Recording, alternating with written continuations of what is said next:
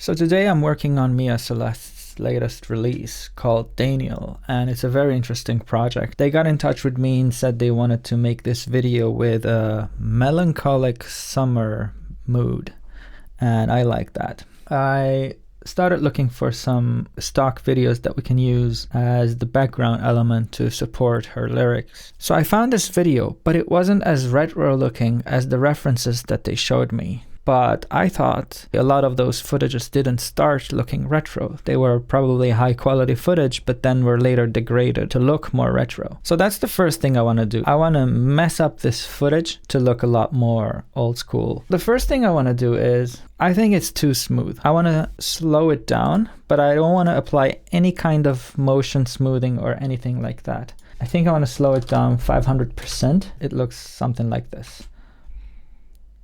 That's a lot more choppier, and it's just subtle, but I like it. Now let's start with the more fun stuff. I want to mess with the colors a bit. I want to desaturate it a bit, and I'm gonna take the vibrance down by just a little bit.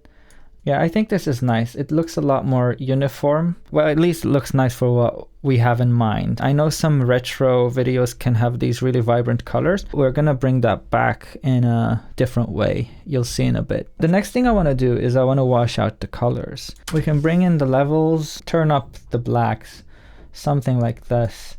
And I know it looks totally washed out right now. I think that's fine. I think the backgrounds are gonna be there to be a supporting element to the lyrics. I've experimented with what color lyrics I'm gonna use after trying both dark and bright. I think the white is going to complement the mood they're going for best. But to make the lyrics stand out even a little more, I'm just gonna turn down the whites ever so slightly.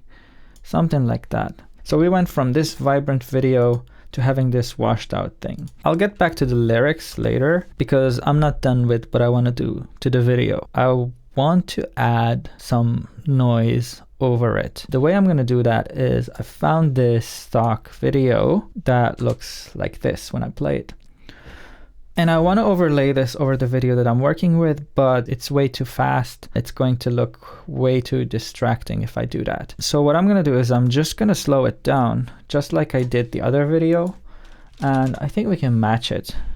So here's how it looks when I overlay the colorful noise layer over the main layer. It looks like this. And I think that's a bit too much.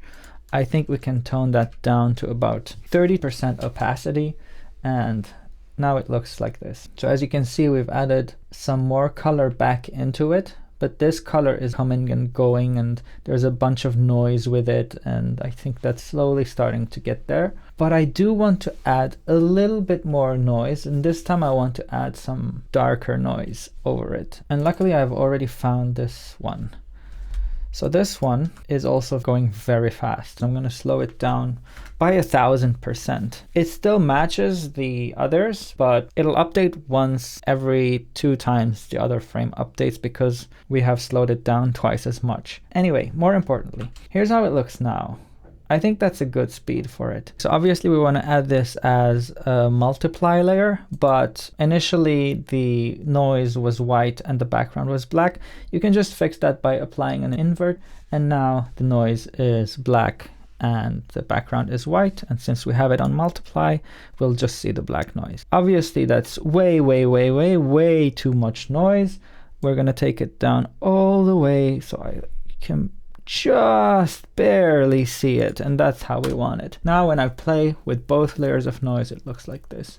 Probably not technically how noise would look, but I think for the vibe we're going for, it works quite well. The good thing about setting it up like this is because now I could add any other video in my background pre-composition, and they will all have that apply to them, and I am going to do that. I found some other footage and it's going to fit in nicely with what we're making here, and just by adding it to the same pre-comp, it's going to have all the same effects applied to it.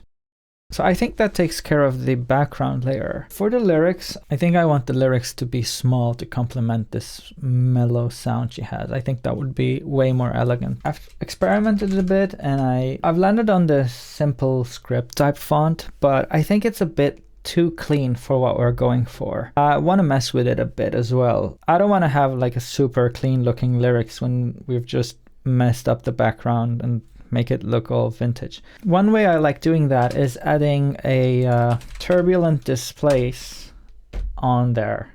What turbulent displace does is it kind of distorts the layer. Obviously the default settings are way over the top and I like to do things very subtly. I just wanted a little bit of distortion. Like if you think of it in terms of these waves that are being distorted, sometimes raising the size can make it look less distorted. So for instance, if I like mess it up here with raising the amount and then I raise the size, it's going to have the word fall into these crevices that'll be less distorted. So all this to say, I experimented a bit and landed on, I mean, that is barely noticeable.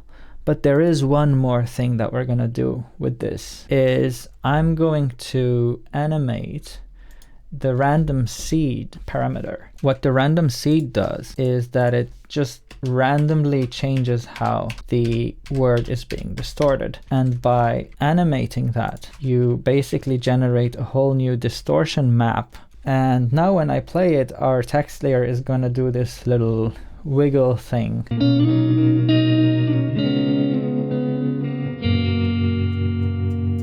Yeah, I think that's nice. So next I want to think about the animation of the lyrics, and by that I mean how the lyrics are appearing on the screen and how they're exiting. And I like to base that on how a certain song is making me feel, and I think this song is very mellow. It's not very in your face, and so I want to do something that complements that. And my preferred way of making lyrics appear for songs like this is fading with a bit of blur. How does that look? This is a normal fade. And here's how it looks with a bit of a blur on each word.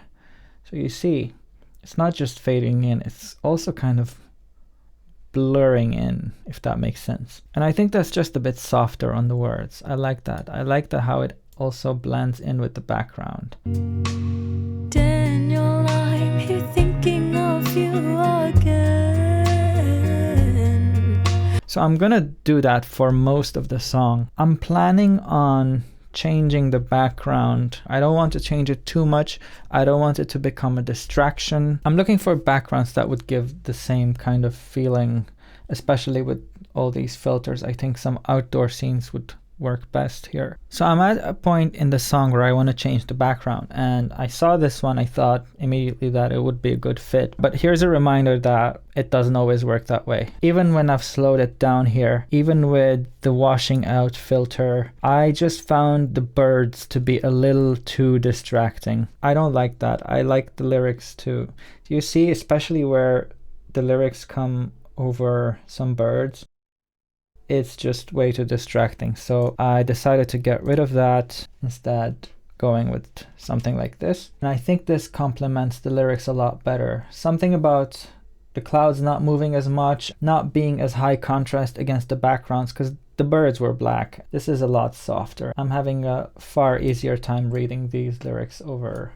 This is what I'm going with. So it's a very soft song. So I'm going with soft, blurry fades for most of the lyrics.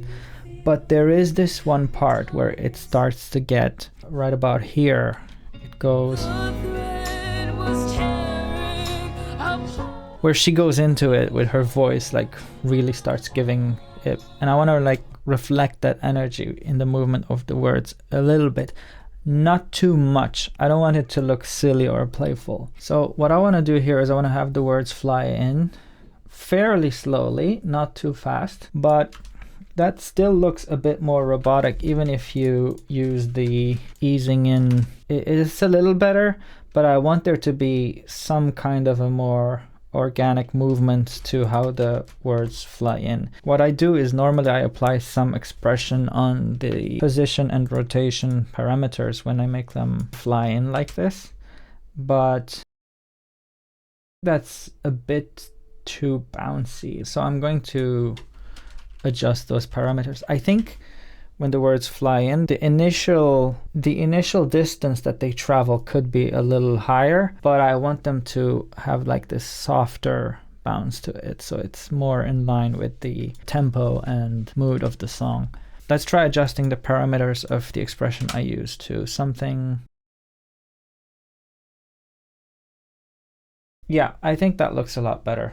I think that's a lot softer, and that's gonna complement. The thread was tearing apart.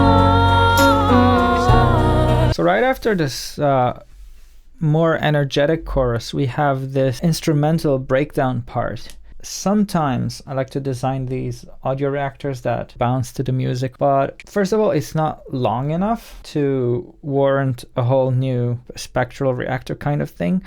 I think it's best to just have clouds rolling in, kind of let the viewer have a moment to just breathe and take in the emotions and the sounds that she's putting out here. And here's how that looks.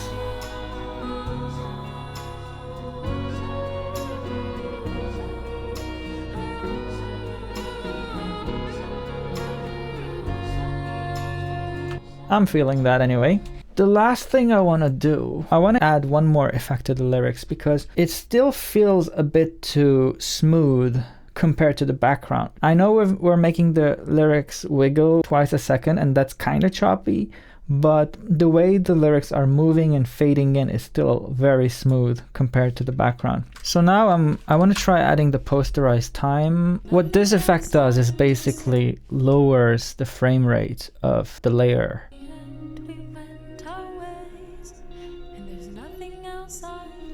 So that might be good enough. I just want to make sure the part where the lyrics fly in still looks like they're flying in, because if it's too choppy, they're just gonna appear out of nowhere. Okay, that's a bit too choppy, I think. So let's try 12 frames per second and see how that looks.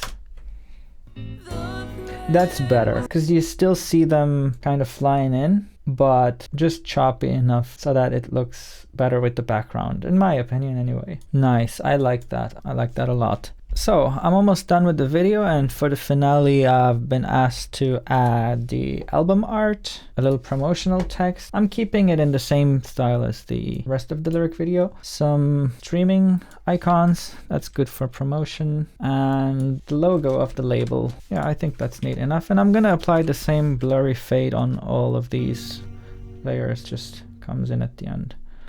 That's nice. You should check out her music, give her an ear. This was an absolute pleasure to work on. So I'm Calvin West. I'm a musician and a lyric video artist. I've been making lyric videos for over a decade. I've worked on over 2,000 videos for more than 1,000 artists. So this is part of a series that I've always wanted to start to show people what goes on behind the scenes in making a lyric video. I'd like to show how I approach listening to a song, seeing what I'm feeling out of it, and then trying to express that visually in the means of a lyric video. I hope you enjoyed that. I hope you got something out of that. Perhaps to just think about what you want from your lyric videos. Stay tuned.